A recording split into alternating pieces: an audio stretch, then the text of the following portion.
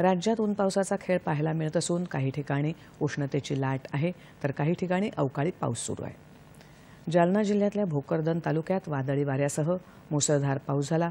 या पावसामुळे शेत पिकांचं नुकसान झालं असून शेतकऱ्यांनी उभं केलेलं शेडनेटही जमीनदोस्त झालंय।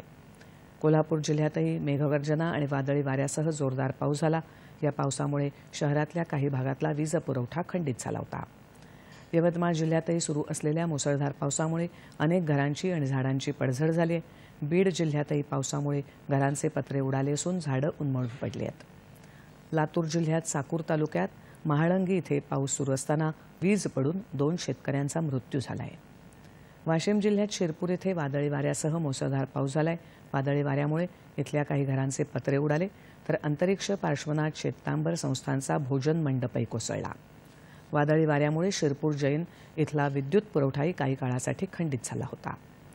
राज्यात आज कोकण आणि मध्य महाराष्ट्र, मराठवाडा आणि विदर्भात तुरळक ठिकाणी वादळी वारे आणि विजांच्या कडकडाटासह पावसाचा इशारा देण्यात आलाय तर मराठवाडा, मध्य महाराष्ट्र आणि विदर्भात उष्णतेच्या लाटेचाही इशारा देण्यात आलाय।